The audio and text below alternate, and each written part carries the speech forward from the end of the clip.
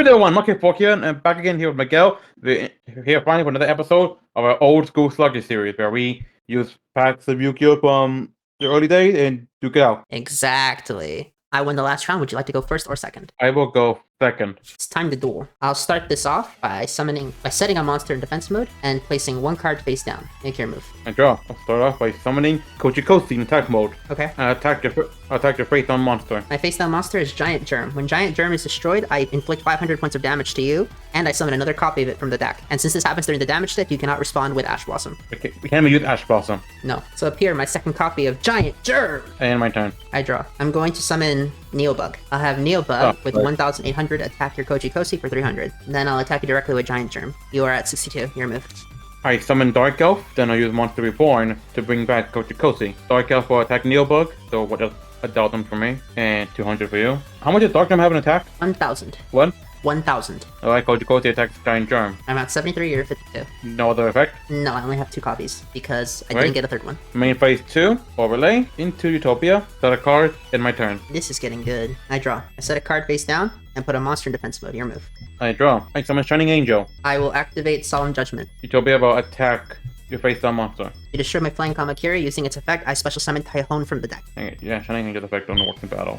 In my turn. I draw. I summon Gazelle, the King of Mythical Beasts, and then I overlay them both, or Castell, the Sky Blaster Musketeer. I then detach 2 to shuffle your Utopia into your overlay materials, go to the grave. I'll then enter the battle phase and have Castell attack you directly. I activate Mirror Force.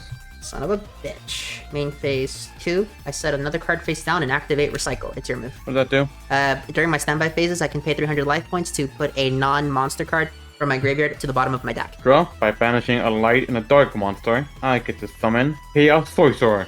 No response? No. Chaos Sorcerer attack directly. I'm at 1350 to your 52. In my turn. I draw. I will not use the effect of Recycle. I set another card. Put a monster in defense mode, it's your move. I draw. Chaos Sorcerer attack the face down monster. Gets Fuma. In my turn. During your end phase, I activate Time Steal. I draw. Well, fuck you. Set another card, your move. Draw. Activate Mystic Plasma Zone, boosting Chaos Sorcerer attack to 2,800. I will chain Tower of Babel to place a counter on it, so that on the 4th counter, one of us will burn for 3k. Chaos Sorcerer attack directly. I activate Zero Gravity to put your Chaos Sorcerer in defense mode. I will end my turn. I draw. Game 2. Can't win this one. Alright, my brother. I'm going first. Okay, oh, frick. What happened?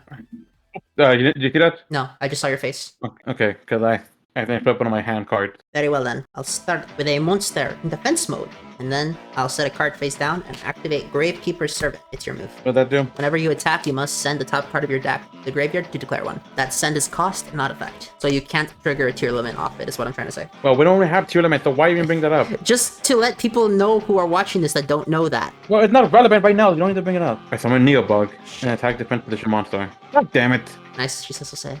Gazelle. Set a card and end my turn. I draw. I summon Neobug. Then I activate Harpy's Feather Duster. What I hit? Mirror Force. Malevolent Nuzzler. 25. Well, screw you too. End phase. Time Seal. Your move. Oh, wait, no, draw. I didn't see what happened. Yeah, that's fine. That's fine. Set a monster and end my turn. Draw. Set a card. I attack again. You're a Cretin, so I'll get back Neobug in defense mode, but you don't have any monsters right now. Gazelle. Wait, you have one. Well, I should operate up attack actually, sorry. Face up attacker, face down. Yeah, face up attack. Pass. Draw. I summon Darkland Fire Dragon. How much does your Neobug have? Needle, 25. I will overlay them to summon Maelstrom, the Symphony Gem. On the attempt of summoning of Maelstrom, I activate Solemn Judgment. Little bitch! Hey man, Pass. you won game 1. What type is Maelstrom? Dark. And the other 2? Dark and Ice. But, actually, Neobug is Earth. Yeah, Neobug's Earth. Oh, wait, you said type, right? Not attribute? Yeah, both is fine. Thank you for letting me know that it's Earth, though. When you have a Neobug right in front of you. Yeah, but I was talking about the other guy. Anyways, normal summon Typhon. 12. My dad. 15, 25. Now you still have 2100. Main phase 2, I'll link off both for win. Yeah, your move. Draw. Activate Paralyzing Potion on Neobug. How much does Win have? 1850. I summon Mystic Tomato, then activate Mystic Plasma Zone. Oh shit. So Mystic then 1900, and it'll attack Win. Minus 50? Oh, come on! No, for me. What? No. I mean, I had to attack. I have to mill, and I mill freaking Dark Hole. And then Wind's effect will add Sylphie to my hand. Yep, you're already summoned down. I end my turn. Draw. Normal summon Urabi. Overlay both. I cannot use Malevolent Nuzzler because it misses the timing. Or Castell. Detach both to shuffle back your Tomato. Then banish Typhon for Sylphie, and then game 3. Yeah, thought so. 5 off. 5 of yours, 5 off of you. 5 for you as well. Alright. You ready? Yeah. Draw. What a hand. I can say the same thing. Set a monster in defense mode. So 2 cards, and then my turn. I draw. I summon Sangan. Then I activate my field magic card, Mystic Plasma Zone. And then How much is Sangan at now? 15, I attack. Only tank, so for 1700. I activate Serpent, your move. I draw. MST on Servant. The problem is I actually don't have anything to get around Sangan. Oh wait, actually I kinda do. Set a monster, set a card, which only tank to attack. I summon the Masked Sorcerer. What type is Oni Tank attribute? He's ours, so he didn't get a boost. Okay. But Sorcerer does, so he's at 1400. Yep. Then use block attack on Sangan. How many did Sangan have? 200 defense. Okay, only tank will attack Sangan. When Sangan is sent to the graveyard, I can add a very provocative Mystic Tomato. Masked Sorcerer attack directly for 1400. And how many off the top for me? What? How many off the top for me? I searched my deck. 5. So do you hear me about Masked Sorcerer? Yeah, I already took the damage. You can draw. Main phase 2. Overlay. Utopia. Your move. Draw. I summon Tomato. His current attack point is 19. However, with Malevolent Nuzzler, it's at 26. I will enter the battle phase and have Tomato attack your... Mirror Force. Set a monster, and Utopia activate Robin Goblin, and Utopia will attack directly. 2500, and you discard a card. Which one? Middle. Self-feed. Okay, not a bad hit. And my turn. Draw. Set 1 pass. Set 1 attack. Kamakiri will get me my Typhon. I almost said Typhon will get me my Kamakiri. That's wrong. How many Your off move? top? Stretch defense. How much defense does Typhon have? 14. You know what? I'm not gonna risk it. I tribute my face down Prevent Wrath and my Fear Critin or Blue Eyes. Utopia attacks, then Blue Eyes attack directly. I have 900 life to your full life. And your card in your hand. Oh, pick one. Pull it to the deck. Oh. Your move. Draw. Go. Draw. How much you said you have? 900 to your 8,000. Okay, the fact that you didn't end this means that could be something. I doubt it. Maybe I don't. You It want might to be attacking me out. Utopia will attack your face down. Yeah, it's nothing. Okay, yeah, Blue will attack directly. And you win the round. Woo! Finally, my first win. Yep, that was good actually. Yeah. Whew, damn, that was a tense one, wasn't it? It actually was, yeah. I don't know what happened to this round. I honestly didn't know if I could win with the hand I got, but I guess it, but it looked like it worked. My hand was so bad. I had one monster, drew into Sangha of the Thunder, and just kept praying the whole game that I would draw into other things. For this one, we did the Shiro Deskmate. You have one like that too, actually? 1 second, I'll show you mine. That's what I was using. I think it's allowed to share. Hold on. I have my own Shiro here, but she's a bit more, yeah. You can show that. Yeah, that's a nice Yeah, one. she's only she did. A very nice one. Yep. What the fuck was this cuts? Okay. What? Nothing. It's just you're like, Miguel, don't bring up tier limits because it's not rated. Meanwhile, the two of us talk about Shiro. Okay. I don't know. No. Okay. For this discussion, what do we talk about? Wait, I actually don't know. We didn't think of a topic today. It's not a problem. Trying to think, God. Kind of hard since the Yu-Gi-Oh anime, there's no Yu-Gi-Oh anime until next month. Or actually, later this month. Yeah. Okay, then, we're going back to Magic then. Fuck it. Alright. That's very on you, but okay. Yeah, well, you get to pick a topic too. Just think of one while I talk about this shit. So, Volume 4 is not yet out at the time of this release. That comes out on July or June, one of the two. So, we're only on Book 3. I'm going to be talking about Book 2 because in the previous one we talked about Book 1. Anyhow, Book 2 covers the first tournament. It covers a beach episode. It also covers a firework festival. And basically in one little novel they do, like, I guess all of Duelist Kingdom, effectively. Which really does tell you how much longer things used to be, man. You remember Haga versus Yugi? That shit was, what, 5 episodes? Yeah, I believe so, yeah. Okay, so our boy Kano decides to enter a tournament at the DCI Tournament Center because he lives in Kamikawa and Tominari, so being here at DCI is real proof that he's trying. And to prove that he's actually trying to win this time, he decides to bring a meta deck. He changed his deck from the last book, which is something that I think Yu-Gi-Oh characters don't typically do. Unless your name is Yusa Soma, you don't change your deck for anything. That guy went from Guy the Fierce Knight to Phoenix Gearfried to Sword Soul and Virtual War. That guy played multiple decks and that was cool. So it's nice to see that they're taking a page out of that as well. Because normally our boy Kano plays Pure Black, which is a really weird name thinking about that out loud, but that's what it was called. It was the 90s, so you know, things were different, man. We also get a nice little reference to the mini-skirt release, which is something that Japan, I believe they still do it, but it's not as common. Ah shit, that's a Red Cross shirt, isn't it? Is that a problem? It's not a problem, I just have to blur that out. I didn't question why. You can't show the Red Cross in media anymore due to the Geneva Conventions. What? I'm dead serious about that. You can pull it up. I'm telling you, it's like Unless it's a Red Cross event themselves. Red Cross Geneva Convention. The Geneva Conventions, particularly the 1864 and 1949 treaties, are international agreements that establish rules protecting civilians and those who are no longer combatants during armed conflicts. The Red Cross emblem on a white background is a key part of these conventions as a symbol of protection for medical and facilities. The Red Cross emblem and its variations is a protective property and only authorized entities can use it. In addition, the Geneva Conventions and their additional protocols from the foundation of international humanitarian law, limiting the barbarity of war and protecting those affected by it. Okay, I'm just gonna go quick change short. You keep talking. Yeah, you can keep it on. I'm just gonna edit it out. Okay. Yeah, I know it's too much work. I'll just change it to keep talking. Yay! I'll double it today. Yay! I get to save time on editing. Did you know that about the Red Cross? No, I did not know that at all. I thought you were saying like it was gonna be like like Red Cross, a controversial organization. No, I don't give a fuck about that. David, have you watched any of the videos on this channel? Yeah, but I don't freaking know. David, we argued about politics, okay? It's fine. I don't care about controversy on this channel. Still, just keep talking about magic. Okay, so in this book, our boy Kano meets up with this other girl, Emi. However, her name is Yakumo Suwabara. She's a middle schooler. So once again, everyone is super young in this series. Still not as young as the 7th cast, but really young for a TCG anime series. Well, manga in this case. And he ends up playing against Yakumo, and he dominates that match. But then it's revealed two things. One, that Yakumo Kumo is actually a lady, not a dude. And also that was her fun deck. Then she pulls out a real deck, and that shit was funny as hell. Because... So she sounds like basically a Bastion? Know the name, right? No, Bastion Misawa Daichi, every single deck he played was trying to win. In her case, she had one deck that was just for shits and giggles, and then her other deck is for tournament play. I see. So it's kind of like how, you know how I used to have a Yugi character deck on me? And I would play that, but if you were to go against me in an event, I wouldn't play that at all. Stuff like that. Anyhow, so the twist is it's not a real deck, and we find out because Sawatari ends up defeating Yakumo. First of all, who the hell names their daughter Yakumo? But okay, I'm kidding. That's that might be construed as a racist. I take that one back. Yeah.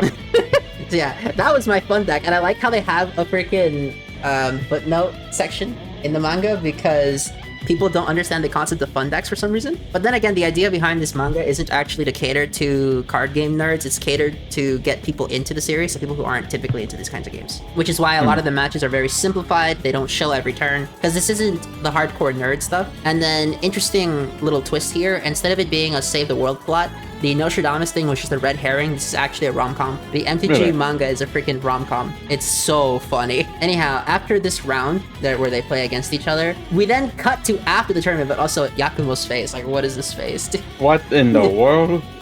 You can never beat my Survival Nightmare deck. So Survival Nightmare, just for those of you who don't know, is a deck dubbed NWO. It is focused on dumping creatures from the deck to graveyard and then reviving the fuck out of them. So kind of like zombies in Yu-Gi-Oh! And our boy Kano absolutely loses. And also Yakumo is even more of a freaking nerd than our boy Kano here. Kano says, "You can call me Cloud." And what does Yakumo say? "You can call me Sephiroth." Oh, that's pretty good. So throughout the match, our girl Sephiroth is just quoting Sephiroth lines. Sephiroth. However, here's the real trick. During their match, they had such a good time, she slipped him her number. Oh, wow. Yeah. Meanwhile, Sawatari is like, "You telling me you got another woman's phone number?" And Kano's like, "We're not even in a relationship." Because of course they do, right? So Sawatari gives Hajime Kano her number as well. So now he got 2 women's numbers in response to going to a Magic the Gathering tournament. That never happens, by the way. Who the hell goes to a card game tournament and leaves with 2 women's phone numbers? Nobody. Then we go to the next release, August 1998. They released a set called Unglued, which is the funniest thing ever. Basically, Unglued is a joke set. Magic the Gathering will occasionally release a set that has nothing to do with the main game and just do it for shits and giggles, very similar to the My Little Pony Magic the Gathering cards. And yes, My Little Pony is an MTG. Yes, I know. Do not confuse these with something like the SpongeBob or the Final Fantasy cards, because those are meant for official tournament play. What? Yes. These guys then take a trip to the beach, because we gotta do this in our romantic comedy manga. Yeah, it's always gonna be a beach arc. I ended up rereading the chapter from the Yu-Gi-Oh manga where they fight against the terrorist that was voiced by Frieza. And I'm gonna be honest, man, Anzu's bikini is way better than Sawatari's swimsuit. It's not even close. True, you cannot defeat the Takahashi art. It's too good. Okay, I have to agree with that. I haven't seen what she looked like in here, or the Magic Girl looked like, but I seen Andu's in the manga. Yeah, Andu's is much better. Yeah. Now, the big difference is that they just go to the swim pool and it's just for fun, whereas in the Yu-Gi-Oh manga, they were attacked by a terrorist, which makes the plot more dynamic. And also, we get a reference to duel cards, which, yeah, Pokemon didn't do this at first. It was actually Magic that did this first. It was 2 cards that you put together to get a whole card. How long do you think it'll be until Yu-Gi-Oh does that? Never. Rush Duel will do it before Yu-Gi-Oh OCG does. There's no shot. Oh, what Duel that's first and then OCG? Rush Duel already has it. It's called Maximum. Oh, right, they do. But they don't want to do something like that for OCG because if you make a mechanic that requires 2 cards, you need to make a deck that's super consistent to even make it playable. And in order to make decks super consistent in that way, you have to make those decks super broken. And the game is already broken enough. That is fair enough. They then go to a firework festival. However, our girl Sawatari's grades are suffering, so she's locked inside. And it turns out she's hiding Magic the Gathering from her mother because she doesn't want her mother to throw away her cards, which is fair because this is the 90s and parents used to do that shit. And so they actually meet up, and this is where it's finally revealed that our girl Yakumo is actually a girl. How he couldn't put 2 and 2 together is beyond me. Look at Yakumo here. How do you not know that's a girl? Dude, that is almost as bad as was people not knowing Yellow was a girl. Okay, that I actually never quite understood. Apparently it's supposed to be a big secret to the end, but ever since when I first read the Yellow chapters, I always knew Yellow was a girl. This is before I knew who Yellow was, and I just immediately knew she was a girl. In my defense, when I was 7, I actually thought Yellow was a dude. I didn't know Yellow was a girl, but the difference is I was 7 years old. I think I read the chapters when I was like 12. So they end up at the festival, and then here we get the reference to the greatest technology ever made. A Nokia. Yeah, so they track down Sawatari's house, the 2 of them, and say, open the windows so you can see the festivals from your room. I expected someone to hold a radio up. You know, from that one yeah, scene. I know what you're thinking of. She realizes, okay, let me just get my grades up and I can go hang out with my buddies again. And that's volume 2. That's pretty much a good way to dedicate yourself to hang out with your friends. That's pretty good way. So your thoughts? As for me, I kind of like how I always did like how the Magic the Gathering anime, this one is more slice of life, like it focuses more on the characters than the actual game itself, which isn't a bad thing. I honestly like this kind of stuff. Isn't this? I kind of like if Yu-Gi-Oh did this as well, like if they had a series of Yu-Gi-Oh where it literally just have the character just doing things together, and also slice of life, not constantly dueling for the sake of the world. Well, I can see that. Yeah. Well, that's what OCG Structures is. Oh yeah. Yeah, you can go read that if you really want to. I probably will. Me personally, I'm still down for my let's save everybody type of story, so I want another Brains, I want another DM or something. Or 5Gs. Hey, your topic. Fair. Still gonna think so. You know what? Screw it. 1 second. We're not talking about the Switch 2. I swear to God, if you bring that up again, I'm gonna No, we're not. No, we're not about to Switch 2 for 1. Okay. That's for next week. Why? Probably got nothing else to talk about. And we mention Yellow. Oh yeah, the Pokemon manga. Let's go. Yeah. So for those of you who don't know, this bit more clear. Wait. Pokemon. Wait. I need to grab something. I'll be right back really quickly. Give me some. Okay. Goated stuff. Okay, we have the real goatedness. Okay, good. See, you already have we're talking about the first one right now. Okay. Fortunately, probably don't have the uncensored stuff, but I'm sure the uncensored comes much later. Anyways, to those of you who don't know, the Pokemon Adventures manga, also known as Pokemon Special, forget anything you knew about it from the anime or the game. Adventures goes way beyond. It's way better too. Yeah, exactly. If anyone who likes the form of medium, right, between the anime, the manga, or the games, the anime is nice, but I'd say I like that. I should say like second. The games themselves, the games are fun. But frankly, I enjoy other things too, more than that. So the games are loud, they're still fun. Manga, the manga is definitely the best way to, I think, Pokemon experience. So basically how it works here. Now I'm sure. Now unlike the other games, you don't just start off with like a nameless character and such, where he just time for his journey. Our character's already here. We started with the character Red. So basically, you don't know the character is actually named after the game themselves. We have Red here. Yes, he looks a lot like Ash, but his name is Red. Don't get it too mixed up. People always get all mixed up. Anyway, Red. With Red, it begins with him showing some kids how to catch with. And he gets a Nidorino for them, and he already thinks he's like the best one in Pallet Town, and he kind of is at the point since he hasn't encountered anyone else, but he really just sticks with there. But then he has an encounter with Team Rocket that leads him into the forest because they're hunting for real Pokemon. It's Red, he's a kid, of course we want that, and that's where he encounters this guy. The Phantom Pokemon. Oh. Yeah, well that too, but also Blue. Oh right, he's green. blue in the English version for some reason. Yeah, they changed his name in the manga. In here, he's blue. In the Japanese version, he's green. I'm not quite sure why they changed the name. Because I know why. They call him green in Japan because in the Japanese release it was Pokemon Red and Green. In the English release it was Pokemon Red and Blue. Oh yeah, that's true. That makes sense. But for the sake of the place today, I'm just gonna call him Blue here. I'll just let everyone know I will be referring to him as Green, so you're gonna have to flip flop for the audience sake.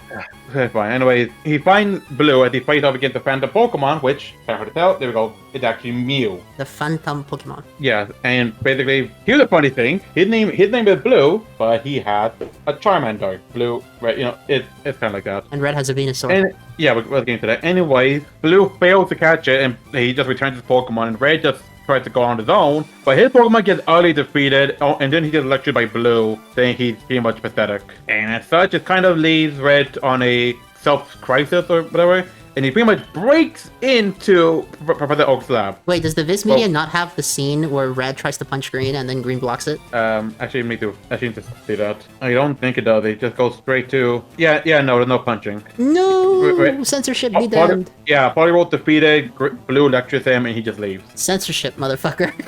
Yeah, it's not just... Yeah, censorship just takes a lot of stuff away. In a way, he goes into Professor Oak's lab, but the thing is, he kind of breaks in out. He opens the door, no one was there. Does that count breaking in? It's counted as entering, but not breaking in. He didn't break something to get in. He just entered it. That's true, I guess. Anyways, he goes there, he finds the Bulbasaur, but then he gets given Professor Oak, and all the Pokemon are released.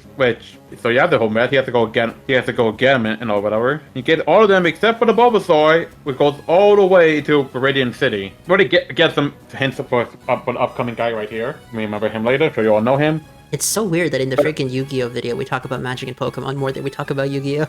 That's true. That's true.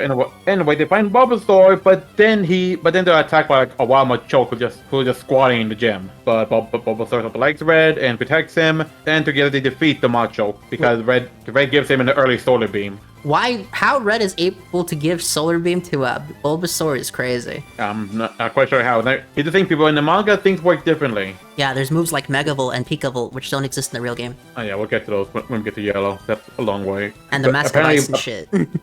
So anyway, because of that, Oak can just give Red the Bulbasaur, and also the Pokédex. You do think, which in the manga is actually a big thing, while in the games, everyone probably has a Pokédex. The manga only certain people... There's NPCs in the video games that say, wow, you have a Pokedex? That's so cool. That's in the older video games. That's not in the new ones because technology has changed. Oh, yeah, I guess that makes sense why here it's considered special to have a Pokedex. Yeah, because even in the games they do that. Right. Anyway, now that he has the Bulbasaur inside, Red leaves Pilot Town and goes on his own journey. He counters his own journey when he called meeting up with Blue again as they find a Kangaskhan. Oh, no, mine. We just didn't get to it. He does punch Oh, him. the punch is here. Right. Okay. Yeah, it's actually later, not in the beginning. So yeah, they meet up with Blue, and it kind of shows Red's empathy for Pokemon. As Blue is trying to keep on attacking the Kangaskhan, Red sees only protecting his child, and just lets the Kangaskhan leave after hearing it. That is one thing that the Pokemon manga does. They have these characters actively trying to hit each other, not just the Pokemon themselves. Which honestly pretty cool. I hope that in Legends EA you can choose to attack the trainer. That'd be pretty awesome. Because then we'd really get brand synergy. Well, it is E10 and up, which is unlike other games. It's not gonna matter. It's not gonna matter at all. We'll see. Anyway, because of that, Blue basically declares Red his rival now, because he declares his name. Anyway, then the next encounter is actually up where he gets the Pikachu, because he's attacking the city, and it kind of shows how Red could, like, look at this battle thing, where Pikachu uses a Thunderbolt, but he just tanks it with Bulbasaur. And and also in a neat little mode of localization here, they actually use the Western sprite for Pikachu as opposed to the Japanese one. Oh yeah, I'll get into that, but you guys first. So now basically he has Pikachu, and like in the anime, Pikachu kind of starts up as a jerk. What was Pokemon's obsession with making Pikachu an asshole at the beginning? I have no idea. They never knew. They didn't know it was going to become the face of the series, did they? Probably not. And he once again encounters Blue because, of course, he's been following him. But instead of going for another fight, they instead challenge each other to get the gym battle, the gym badge for Brock. Which the gym battles here aren't the same in the anime or the games. As far as I know, they just show you get them, but I don't think quite quote special or anything because I don't think you need them with the leading in the manga. You're just starting to proof. No, what the gym badges are, they're a way to force stronger Pokemon to obey trainers. Yeah, which actually, here, Brock's badge apparently can boost the power of Pokemon too. Because apparently the badges can make some kind of signal that makes Pokemon more acceptable. And also, that's actually from the original games, Red, Blue, Yellow, Green. Depending on which badge you have, your stats will also increase. Yeah, which is actually pretty cool. They should bring that back. I stand by that. Yeah, that would be nice. Because accepting the challenge Red and blue compete in basically a tournament to fight Brock, which has them all going up against all kinds of people. Because red has Poliwhirl and Bulbasaur, which apparently speak only use Brock and ground type. Also, for some reason, Poliwhirl killed the Graveler. Like right here. You can't freaking camera. He freezes it and then it shatters. Well, they can just go to the Pokemon Center. Yeah. So get used to Pokemon. This kind of stuff happening with Pokemon. A lot of people. Kind of a lot of brutal stuff. Zinnia gets it really bad later on, but that's way later. Yeah, I actually need to get those Monka. Otherwise, I gotta show them on Monkey Deck or whatever. Anyways, Red goes up all the way to fight Brock, but Bulbasaur and Poliwhirl are all tired out. So he had no choice but to use his new Pikachu, which still won't listen to him. Pikachu, an Onyx. We all know where this goes. The horn! Yeah. Wait, that's the anime. The sprinklers! That's the anime. Right. But anyway, Pikachu is actually fast enough to avoid them, but he still attacks Red. And Brock gets mad because he thought Red was like a worthy opponent, but no, he just thinks he's winning by dumb luck. And then he just goes to try and just crush Pikachu with a Skull Bash. And Red freaking pushes him out the way to almost take the attack. A full-on blow from an Onyx. A lot of great stuff happens here, but that basically gets enough for Pikachu to listen to him and do some work. Pikachu is just able to shatter Onyx with a Thunder Shock. That doesn't make any sense. It's very better you showed it since your camera doesn't have much glare. And anyway, they get the badge. Pikachu still attacks like kind of like a jerk, but he's not fine. And then we get to Misty. Yeah, cause immediately after, like I'm not even kidding, just immediately after, boom, we get Misty getting attacked by Gyarados. Her Staryu basically gets hurt. Red saves the day with the Leech Seed. It gives them enough time to fight together, and Red catches the Gyarados. Yeah, already this guy already has a better team than Ash already. He already at this point, pretty sure through the gym, he only had 2 Pokemon. He already has 4 now. Do you know how many he has by the time he reaches Lavender Town? Let's see. He already has the starter, the Giotto. He sure has 6 by the time he reaches Lavender. Wait, I'm talking about Ash or Red? Red. Oh, I'm not clue, honestly. It's been a while. It revealed that the Gyarados attacking Misty was actually her own, like just suddenly went berserk and such. And so Red offers to go find a way to go with her to find, and they find out it's because of Team Rocket in Mount Moon, which is causing all sorts of problems. I know that Team Rocket is what they've used forever, but it's just weird to think that in Japan, Roketodan, they're just called Rocket Gang. Didn't know that. Anyways, they encounter Team Rocket, who the main guy here, who you can tell is the leader because he has a spark unlike the others. He uses a Rhyhorn to attack them, in which then he literally uses a freaking steroid needle to force it to evolve to a Rhydon. Yeah, it's called steroids. Steroids, yeah. Yeah, basically what this is. Dude, the manga didn't give a fuck. They would never do that today. Yeah, no, they did not. And do some teamwork with the two. The tribe and Misty just gets freaking knocked out and okay, either just bruising or just actual blood.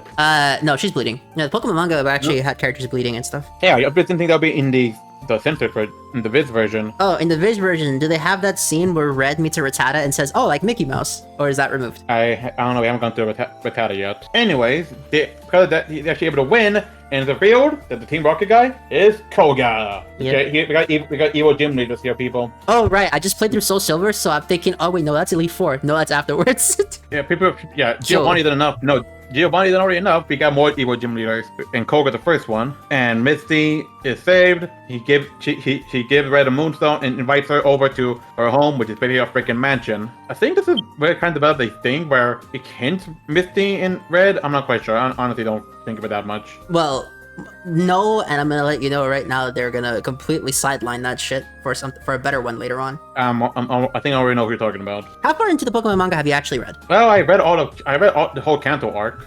Red was supposed to be prominent in the mansion, but then he suddenly gets attacked from somewhere. He doesn't know who, but he thinks it's a Cerulean to the gym leader who was attacking, and because of he just thinks it's automatically evil. At this point, he doesn't know Misty is the gym leader until like much later. And Misty just attacks him because he annoyed her during dinner. No, because she wanted to teach him a lesson because she saw that Red has one of the biggest traps that young boys have. And it's that they think they're fucking invincible when they really aren't. Yeah, sorry about that. I'm skim reading it just to make it quick. Also, it's really weird that Misty's the one to point this out to Red because Red is 11 and Misty's 12. They are not that much older than one another. Well, being a gym leader makes it more experience. True. But anyway, yeah, Misty teaches him a lesson to show he's not quite invincible. And then we get and then next comes up everyone's favorite clumsy guy, Bill. Freaking camera glare. Yeah. Anyway, so if you don't know, in the anime, Bill is trapped in a Kabuto costume.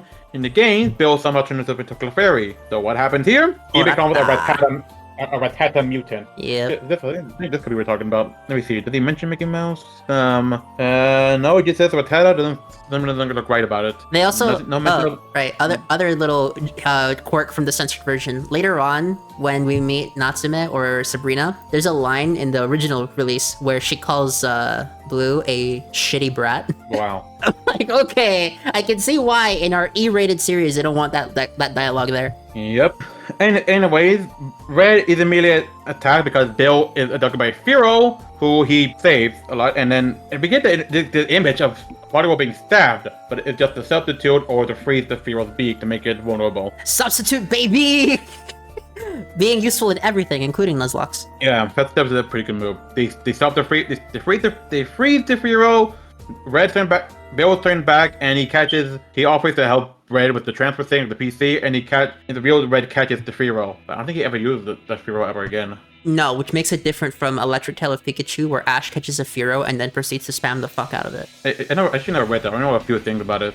It ends with Ash winning the league, and then Jesse and James get married, and we get a scene that flash forwards into the future, and it's just James standing while Jesse is sitting down, and Jesse's she's pregnant with his kid. Yeah, it's a nice ending actually. Yeah, I actually know about that. That's really nice. Anyways, the next chapter has Red going on to the SSN because he just sneaks on the boat just because he thinks it's cool. Yeah, it's not like the games where Bill gives him a ticket because he was invited because he's a hotshot man. Red is immediately found and kicked out, but then he is found by the Pokemon fan club leader who apparently just wants to see always cute Pokemon. That poor Abra. Oh yeah, I have to get to that. Apparently it's revealed that a lot of Pokemon have been going missing, and so he needs help. But also, apparently they don't like the Pokemon battle because they want them to be killed with that. Pokemon fans are strange. Well, not everyone likes the battle system. I suppose, yeah.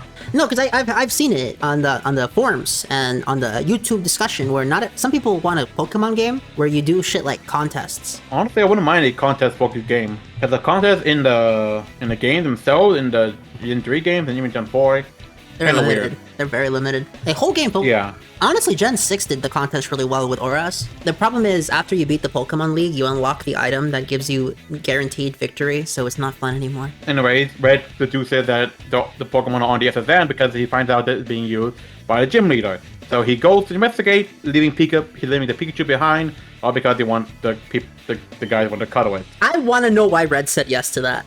That would have been so useful to have. Anyways, he goes on, but he's then attacked by a bunch of Voltors who imitates the Pokeball. And Poliwhirl is out of commission. Like, seriously, straight up knocked out, and they find the one who's in charge, Lieutenant Surge, our third evil gym leader. Machis. Of all of them, Surge is the one who makes sense to be a villain. He was in the war. Yeah, because there's a war. There was a war or something. PTSD. They can do all kinds of stuff. Anyways, he uses a chained up Electabuzz to attack Red, who just dodges, and Party will use the last of his strength to freeze them so they can escape. But now Red is just basically in a stealth mode mission, as Magnemite and Magneton are all over. So he tried to avoid, but he gets caught. Party will thrown overboard, and Red is trapped in some kind of weird magnet field with the Magneton. Yeah, the Tri-Beam. Right, and then he's just wide open for electric shock. Yeah, they torture this poor kid. Yeah, he gets tortured and just thrown overboard. And what happens next? We get a flashback of how Red met his party role. As a kid, he was drowning, and then the party role saved him. Then you repeated that, because now the party role is now a Poliwrath. Yep. Now you're probably thinking, how did that happen? If you know, because party role only evolves via stones. That's a spoiler. It's explained much later. It's not that big of a spoiler, mind you. You could just say he found one underwater. Okay, well, okay, fine. But yes, he does find a water stone underwater. But the point is that the water stone is a special kind of stone that gets brought up later on. But we'll talk about that way later when he gets there. Yeah, but the point is he found a water stone in the water, and because of that, even despite having a weakness, Poliwrath just floored in the buzz. And drove it and Surge off overboard, and all the rest of the ship workers are arrested. And the Abras return, but it's now in Alakazam, which leaves the guy just distraught apparently. Which actually it makes sense why they took away Red's Pika there, because if Pika was there, he would have just had Pikachu use Thundershock on the ocean. Game over for all the guys who fell over. Yeah, so that's kind of an explanation. Anyways. So it's plot contrivance so that he can come back. Anyway, in the next part, we actually get sort of kind of a filler like the light thing, but actually it's pretty important later. Red goes on a bike race against a whole bunch of people. Like he finally gets a bike and he joins up. He makes the race to Lavender Town, and he wants the first prize. Because the entry was expensive, but he got the bike from the Pokemon fan, so he might as well use it. The obstacle course is a bit difficult because there's a bunch of Pokemon like trying to cross the water with a bunch of Tentacool and Tentacruel, which Red uses Party Rush to freeze. He then goes through a forest to try to go through, which has a bunch of bug types, and Red just uses Bulbasaur to cut through them all, or cut through the trees and stuff, not the bug Pokemon. So which of these characters do you think got the worst ass whooping in the Kanto series? Currently, I've got to say Red. Which one, though? Wondering which one. He gets his ass whooped multiple times. Okay, that's kind of why him. I don't think Red, if you want to make think more his worst one was definitely on the SSN when he got tortured by Electabuzz. I still think it's the one where Bruno broke his leg. Well, that's much later, but... I said in the Kanto story. Okay, fair point. Anyway, he gets through the forest and such, but then they're stopped by a Snorlax because of course. And through some hard work and such, he's able to lure the Snorlax away by having it chase him with food, and take all the way to the finish line, and there he catches the Snorlax, and he sadly uses all the prize money just to defeat the Snorlax. All that 10,000 and Pokédolls, all just to defeat the Snorlax, because of course. Okay, real talk, what Red did to that Bulbasaur is cruel. I would never volunteer for that shit. So, we basically covered the Bulbasaur and Beedrill honey to lure the Snorlax, making Bulbasaur actual bait. Yeah, I wanna do that too. Anyways, next part, we are finally in Lavender Town. Probably the most intense part of this first chapter, of this first volume. How far does Lavender Town get in the mountain for only one? We get to see Kyo. Okay, it gets to the Charmeleon versus Arbok. Right. Anyways, at Lavender Town, he mainly sees places kind of unfriendly and such, and that's where he meets a caretaker who's praying for a dead Pokemon, who tells Red about the ghost in the tower, and Red, being Red, I'm going in. I'm going in. Yeah, he goes in, but also because he finds that Blue joined up too, and kind of shows that the duel was alive back then, so it just means the death is really recent. Yes, it was. Which is kind of sad. Okay, completely unrelated. It's crazy to me that the entire Kanto saga of the Pokemon manga is still shorter than one chapter of Umineko. Oh gosh. Bro, look at how freaking long chapter 8 is. I've seen. Oh, what the hell? Those freaking. They're not manga. Those freaking novels. Those are freaking.